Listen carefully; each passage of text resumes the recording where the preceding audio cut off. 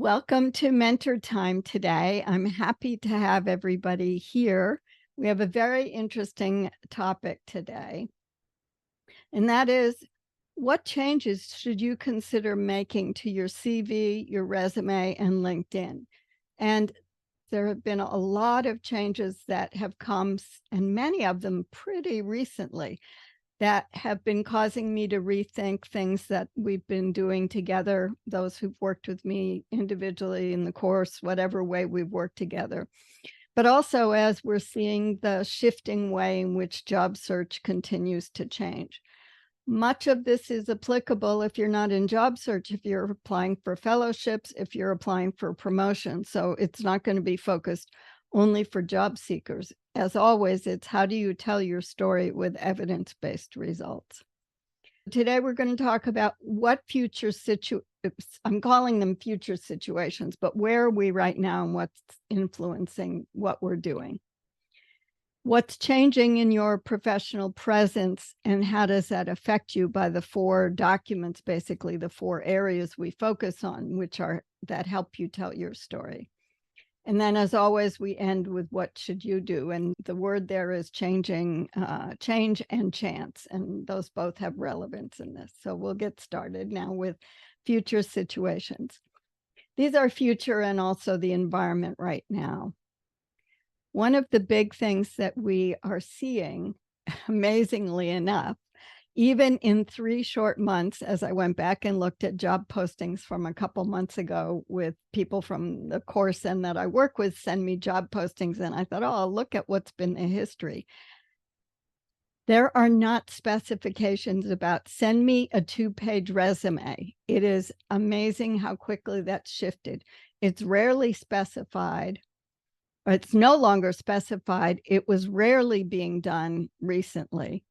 And I will tell you one that I couldn't find that I saw 3 weeks ago working with the mentees actually said a CV of any length, or a resume of any length, which shocked me. But part of that is because, as we talked about in previous sessions like this, and also with the discussion on AI, I believe, everything is a scroll. Everything is on a screen. People aren't printing things and having to collate it and put it together and staple it and make sure they got all the pages.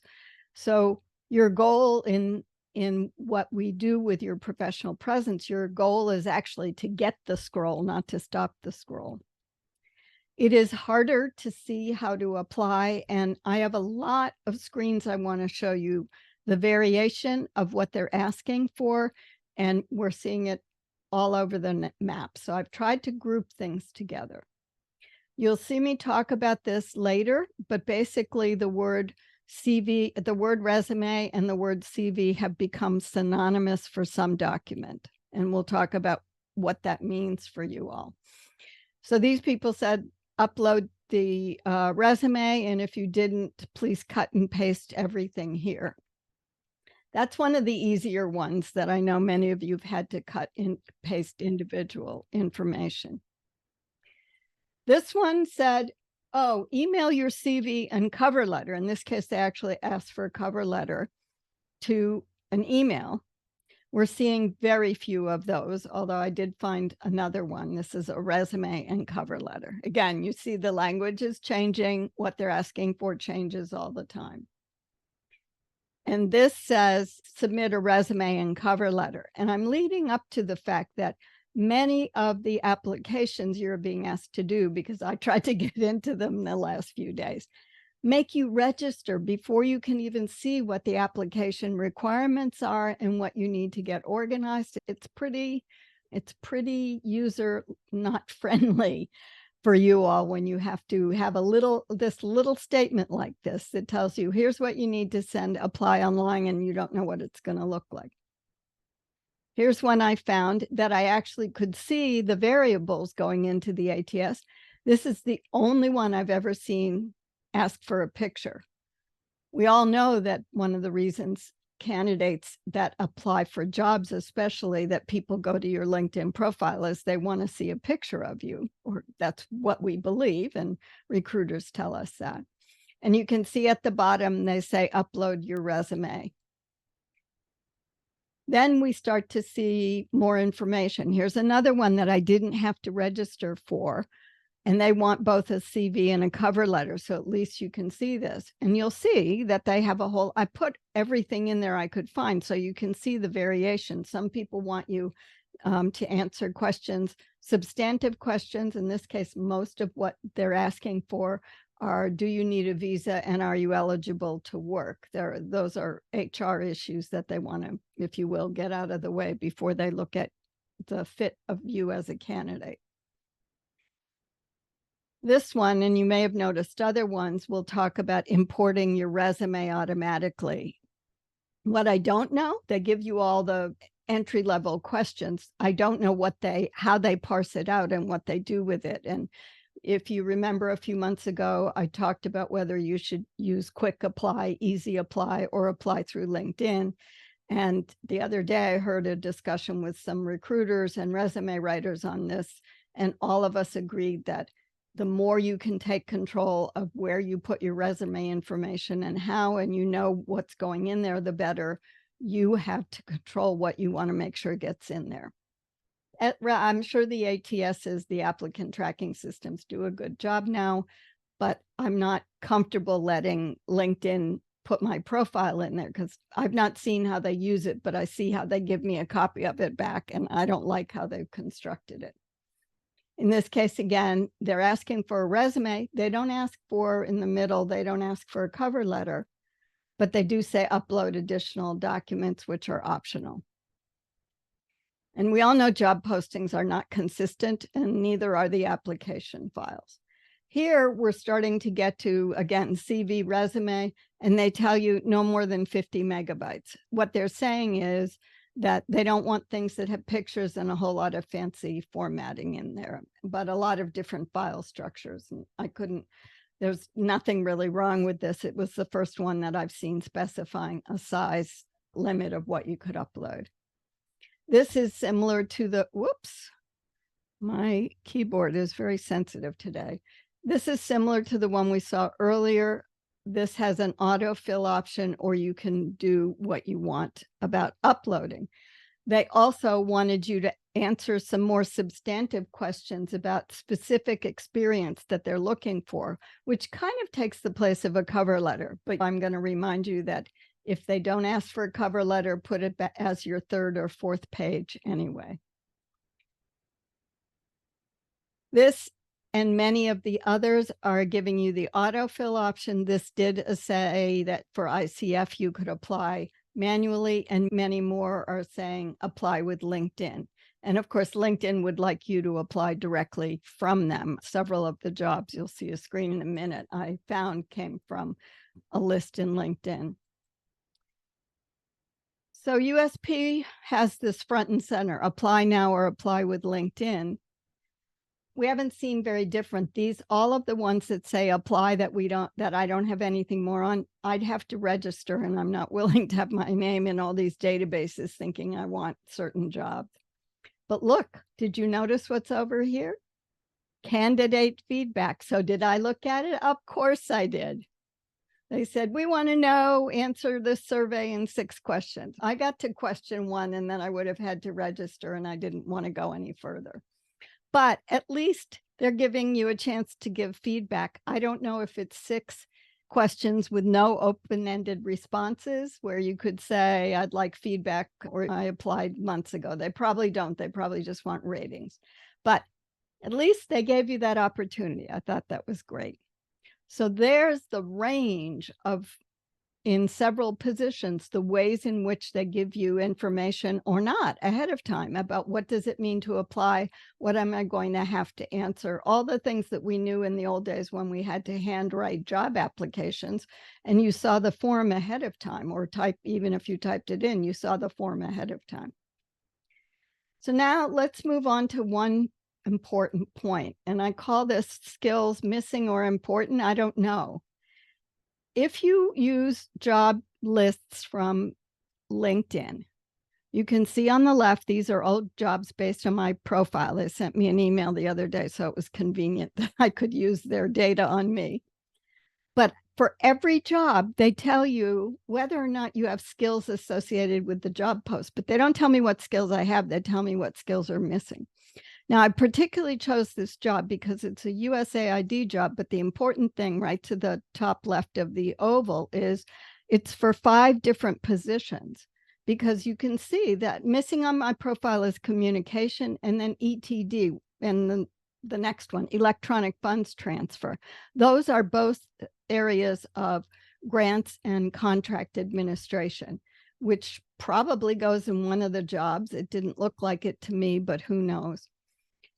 But what they're saying is, oh, now you might want to add more skills. I see LinkedIn trying to be helpful, but not knowing or not putting enough attention into what job seekers need. They don't need to be told what's missing. First, they need to be told which skills in my list are you pairing up with what the job has.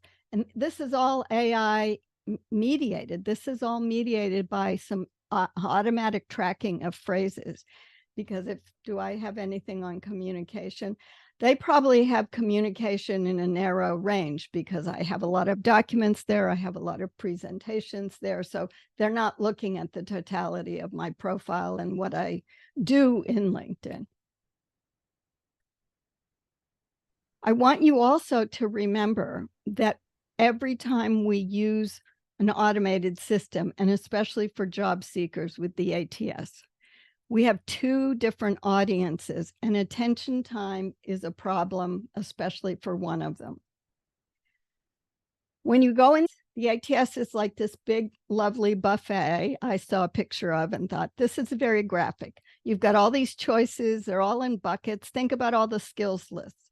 So the ATS is just saying, oh, does Sue have A and C? If we go down the line 1, 2, and 3, does Sue have 1, 2, and 3, or does she only have 1 and 3? Long list, no variation. They're all in a bucket. They're all rated probably equally, weighed, I should say, equally. In that case, it's a very large, I'm blanking on the word, a large bucket of a way to see, do you have the basic skills? That's what we know. We know we can be separated out through an ATS scanning. For example, if they wanted the word communication and I didn't have it in my profile or my resume, I might be thrown out. Once you pass the ATS and it gets to a human, I didn't skip far ahead. Then the human, the reader, is actually a person who's scanning, but I didn't want to call it a scanner because a scanner is also a document scanning system. But when a human reads it, the human is looking for evidence and verification. So if they get the scorecard saying Sue checked off that she has X results in leadership, they want to be able to scan down and find that quickly. And here's a result that I developed so that I could show you later on a formula for using evidence. But this is the kind of thing that a reader will want to see, not just a list of skills where they can't figure out whether communication carries the same weight as leadership, as advocacy, or as budget management. And in all those cases, in many cases, we don't always have all those skills or equally as advanced skills for all of them. Okay, so what does this mean for you with your bio para, your tailored resume, and your LinkedIn profile? These documents, these preparation of things that you write and express are the way in which you show your story. And I wanted to show you what I know is changing. In the bio para, what I know is changing is I've looked at all of what I developed years ago, which most of you have been using. And I looked at the last couple months, there's been a lot of discussion among folks, big experts on LinkedIn that represent resume writing, that also represent LinkedIn profiles and recruiters.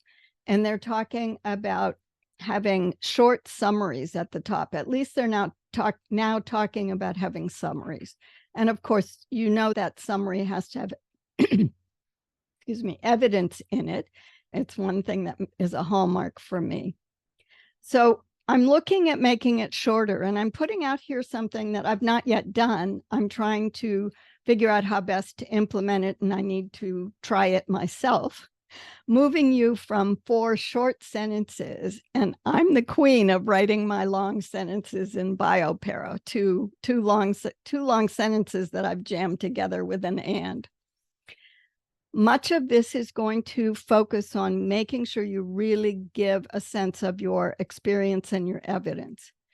I'm suggesting that we stop it at 4 sentences, and the last sentence includes one example. What is your strongest example? Is it your writing and speaking experience? Is it something particular about your Peace Corps work? And then at the bottom, and these all used to be part of sentences 4 to 6, are other things that may not be important to be there. I'm not saying we have to do this. I'm just trying this out because I know that people are asking for less and less detail. I occasionally get course learners who say to me, Sue, this paragraph feels really long for what I know people are telling me from other corners of advice that they're getting. And so I welcome this discussion if anybody has comments when I finish. On to step 2, which in the course, which is your CV and your long CV. Here's what's, excuse me, I lost the controls. Here's what we're seeing. On the left, a 6-page CV, on the right, a 2-page resume. That's what's been pretty standard for all of us, 6 pages or longer. This is just part of my longer CV. We are seeing now a blurring of these terms. You saw in the job ads those that I pulled out for you. Sometimes it said CV/resume. Sometimes it said CV. Sometimes it said resume. I told you that the page length is starting to disappear. But what's important to understand is how you're going to use these terms. In the last year, I saw the UN system start to use the word resume more and more. And what I'm telling you that we'll get to in step 3 is there's a reason to keep the language CV, long CV, however you want to use it. In the US, CV is understood to be a long document that most people don't ever do unless they're more recent professionals. But what I want you to think about is what is the purpose of each. So we're still on the long CV. I want you to think of this as your anchor document. I often called this your historical document and basically your main reference document, and that just sounded like you weren't really using it. But your CV really anchors all of your experience, and those who've worked with me for several years, and there's a few of you on the call today, you know that I've talked about, is it on your CV? Don't forget to update it. You just published an article, which is where you have one place to go. That's why it's an anchor document. It anchors you in your professional presence. You know where it is, you know how to get to it, and you know that the words and the phrases you've rewritten on that document should be easily transferred to a resume, especially for people that don't change jobs every 2 years right now. I'm finding people coming back to me with older documents. So I'm back to a phrase I learned over 25 years ago, and then the CFO at the time when I was the VP for research and eval told me, Sue, we can't use bluff, but it's coming back. It's apparently been around in the military for a long time, and that is bottom line up front. Some of you have heard me talk about in the last 6 months, I've been moving towards even more rephrasing and reframing how we identify our results so that we are going to, and I'm going to show you quickly, a formula where you start with an action verb that leads to an outcome. And the outcome isn't, I led something. The outcome is, what did the people that you're trying to help or the person who needs to do the work that you do, needs to take the work you do to do their work, what and how you can convey that. So that we don't start with, I did statistical analyses with SPSS and developed results tables for the PI on a project. We flip that around completely and talk about what the study was and your contribution to it. This should sound familiar because I've often talked about your intellectual property, and the need to be able to identify your contributions to work.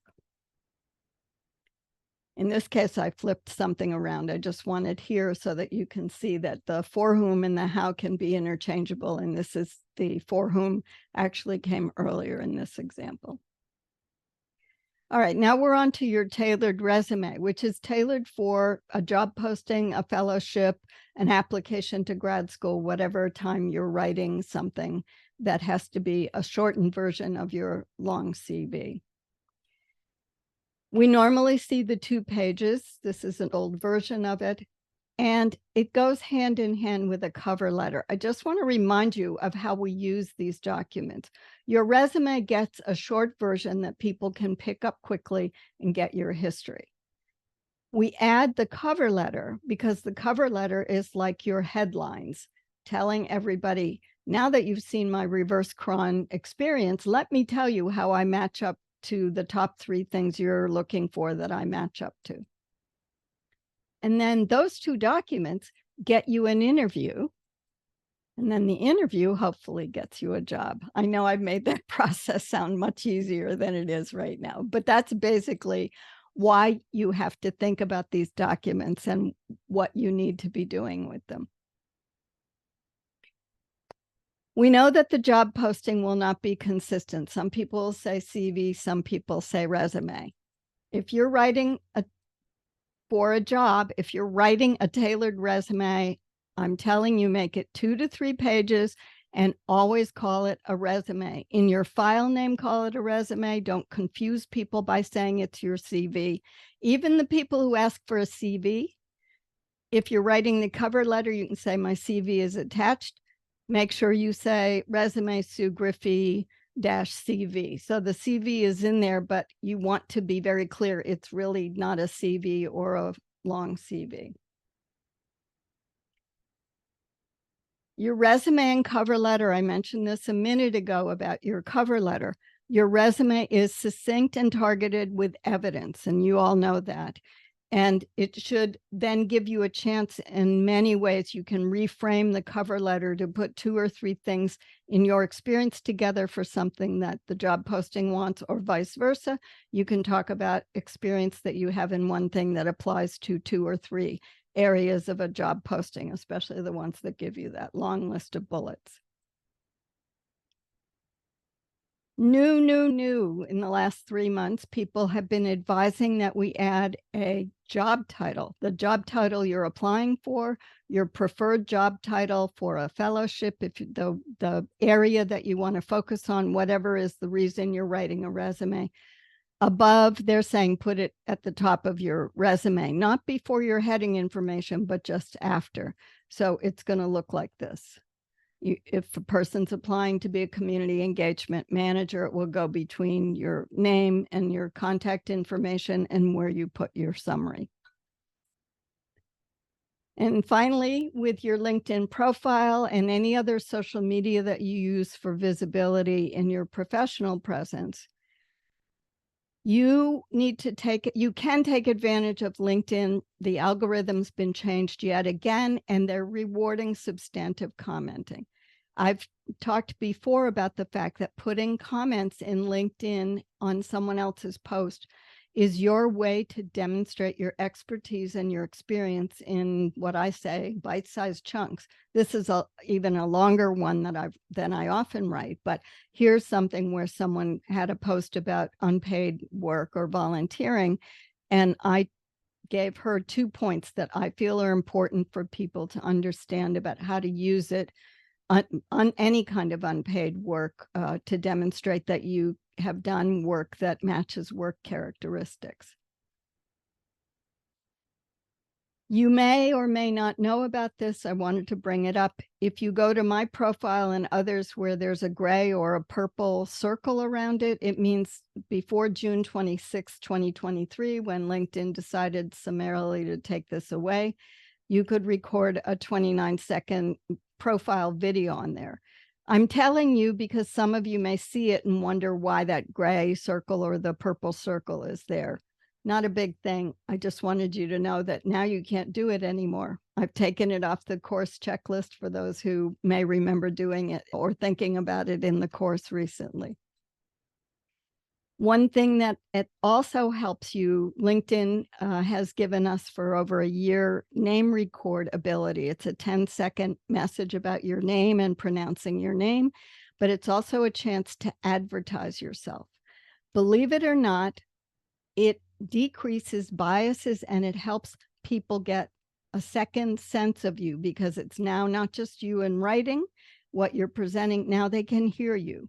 They are not going to be trying to hear you to hear if you have an accent, because we all have accents, but they're going to be hearing you to just get a flavor of you. So name record is still not done very often. There are some of you on the call that have done it, and I'm so grateful for it. You've let me use those as examples. It's a great opportunity. And if you listen to mine, I think I say something about my name, and then I talk about being the mentor with pom-poms. I know a couple people on here have added their particular focus area as well. So 9 seconds is a lot of time. Your LinkedIn banner, for those that still have gray on their banner, and I know I checked on one of you today and you still have a gray banner. We've been recommending for several years, pick a nice nature picture or something that reflects your career. Remind yourself every time you look at your profile or you're on LinkedIn and you happen to see it, this is valuable eyeballs real estate, because this is in what I call your first box. They focus on your first box because they're looking at your headshot, your name, your title. And the banner is behind you. You want to now relate it to your career. There's a lot of ways to do it. I showed you Jess, who often is on this call. Jess on the bottom right, she's an evaluator, and she put this lovely graph up about learning from evaluations. In fact, she had another picture, which was my second tip on this is, and when you do it, don't put anything, or at least not in the bottom on the left hand 1/5, the first 1/5 to 1/4 behind your head. And Jess did, she now has a graph, a line graph that is behind her head, but she has a bar graph to the right. It's very clear. Before that, she actually had her head covering over some eval work she was showing. And we talked about it for that reason.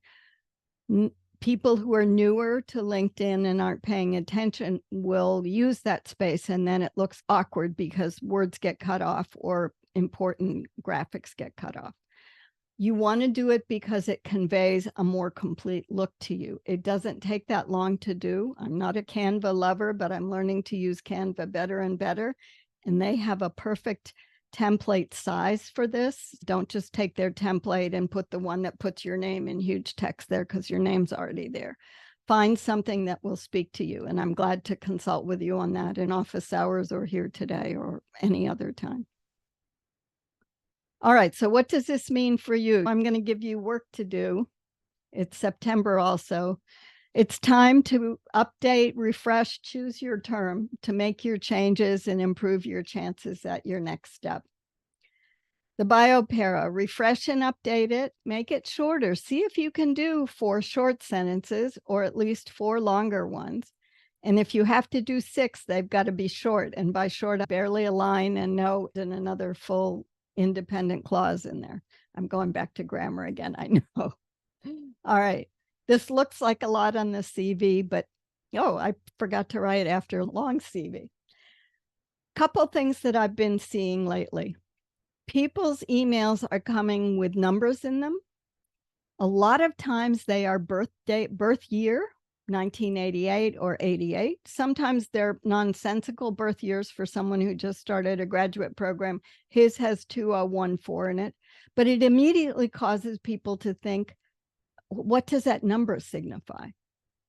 Don't shorten your name if you possibly can write the whole thing out. Again, someone I recently corresponded with had half of their name there, and I couldn't figure out whether their name really had 4 syllables, and they were just giving me one. and it doesn't make it easy for those of us that use name fill-in or are looking for ways to be in touch with you.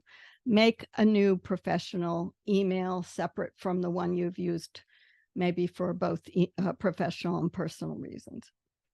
Please try to review and update your 2 most recent job descriptions. And I'm going to ask you to take the time to apply the BLUF, what have been calling my evidence formula.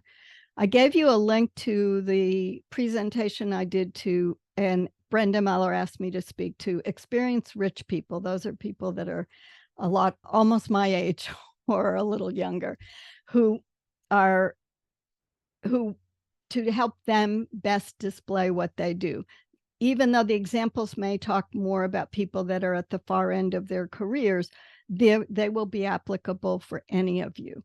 The actual video is probably 20 minutes long. If you skip through the intro, blah, blah, blah, in the end that Brenda and I were chit-chatting. And there's a Google Slides link, and I will put both of these in the email for those of you that get this by email, and this will be going up on Teachable, and you'll have them as one of the course options. You can see the formula put into action. I break it down for you. I give you that little formula that I showed you a few minutes ago, and then you'll see an example to do it so that you can start to reframe how you describe the efforts of what you've done. We talked about putting your preferred title in before your bio para, and don't forget to update your intellectual property on your resume. And on LinkedIn, I made a comment earlier, focus on the first box. Make your banner speak to your career. Please update your headshot and make sure it's from the collarbones up so that we can see more of you and your personality rather than the nice clothes you're dressed in. And consider recording your name and adding a brief description of who you are professionally. Second, I call it attending to your A's. The About section, most of you or all of you, I think, have already put your bio para in there, and that's fine. You'll hear lots of ways to write that. My goal is that most of you don't live on LinkedIn every day. Put your bio para in there, and that'll get you a far way. Do add your email at the end so that it's available, because I learned a couple years ago that recruiters cannot see your profile, even if you come up in searches, if you're not a first level connection with them. And they have no way to get in touch with you except through a LinkedIn DM. Put your email in your contact box if you're comfortable with that, and add it in your About section if you're comfortable with it. All the more reason to have a separate email for your career. And start using your activity feed, your second A, substantive commenting on people's posts. And if you share something, which now LinkedIn calls reposting, make sure you add a comment about why that also is important. This is an overall comment. Make sure you match your LinkedIn profile and your resume CV, and that they have the same information on it, because someone getting your resume is going to look for you on LinkedIn. And if they notice that you don't have that job on there, or you have something else on LinkedIn that you don't have on your resume, they may wonder why, especially if it's recent experience that you're counting on. All right, I am going to stop there and ask if there are any comments on what I presented. I know it was a lot to go over. You'll have the links to all of this, and most of it are things you are just being updated on. You're familiar with the terms, but I'd love comments, thoughts. Maybe Peter, do you have anything you want to start with since you're a co-host today? Sure, I'll try to think of something. So that was a lot of information, and so those action items at the end, I hope will spur me on. I think I'm one of the culprits that still has a gray banner on their LinkedIn, but I probably haven't put too much thought into it, but I'm not always nothing jumps out at me as what to put there, so I'll have to give it some thought. But a lot of what you said about the applicant tracking systems is really interesting too, especially the not having the page limit. It's funny that they want to get rid of the page limit, but also they want your bio para to be shorter and things to be so. That's a weird duality there of longer and shorter all at once. So I think that's going to be mine's already too long. I know it, I know it was, but thinking about shortening it is going to be a difficult exercise too. I don't know. Lots of work I think to do with my profile. Thanks, Peter. I appreciate those thoughts. And yes, it was a lot of information, but I decided I had to put it all in where you all could absorb it in whatever way you need to going forward, because it didn't make sense to take 4 weeks to do one document kind of thing at a time. It all hangs together.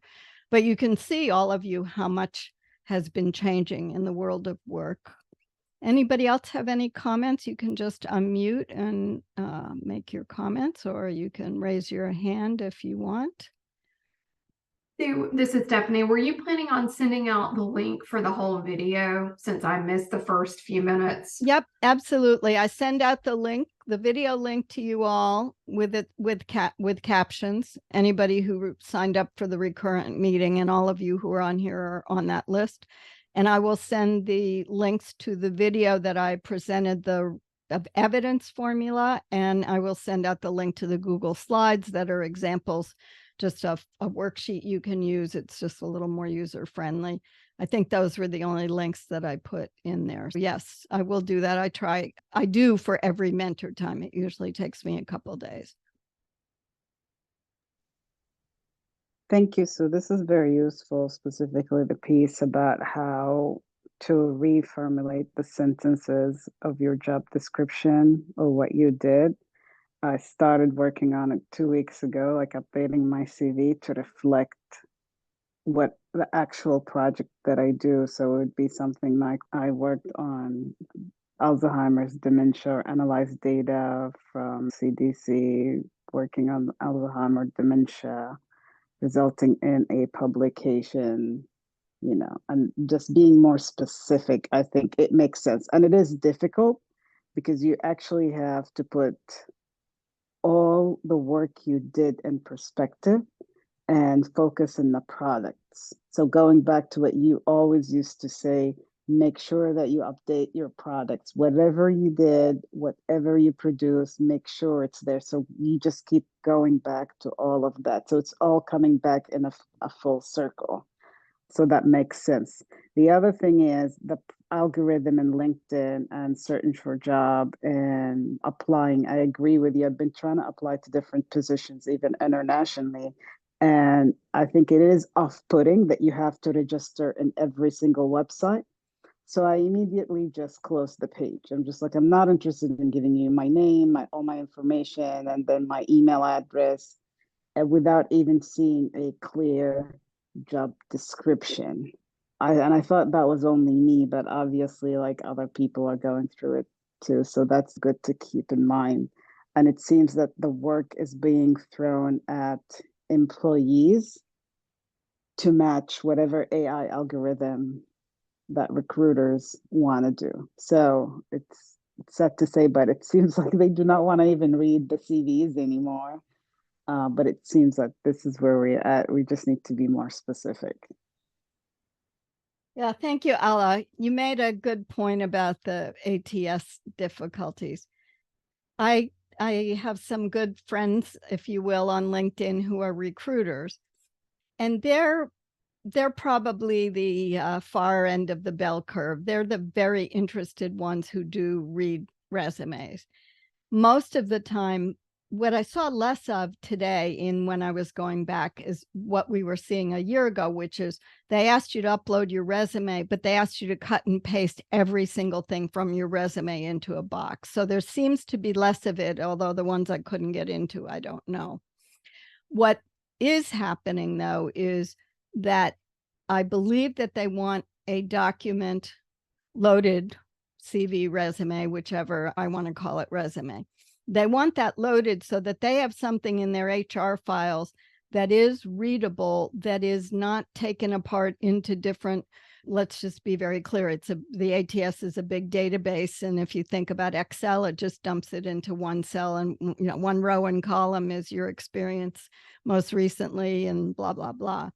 So I think what happens is you may not make it through the ATS, but that resume then goes in an HR related file that if they ever had someone contest their or ask for an analysis of how they did the recruiting and why someone got booted out. I don't know that this would ever be litigation, but maybe there'd be some kind of discussion about it.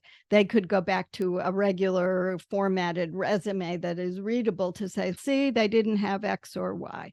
I'm cynical about some of these things. But the other thing that they seem to be able to do better with the ATSs, and this was not something I talked about today, but that I'm hearing from mentees, it seems like the improvements that have come in the last 2 years with applicant tracking systems are getting to more precise ways. Yes, people are being tossed out of a pool of 100 people applying for not having certain phrases in there, but the ATSs are more flexible. It used to be that if the HR person put in data management, and you said that you were a data manager, but didn't have the term data management in there, you would be excluded because they didn't find an exact match. That's the good thing about algorithms. The good thing is they seem to be getting more expansive in terms of their ability to make partial or almost clear matches.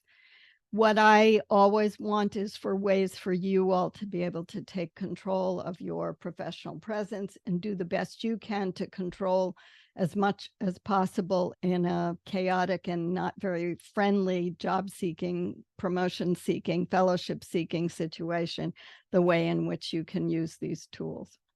Anybody else have any other comments?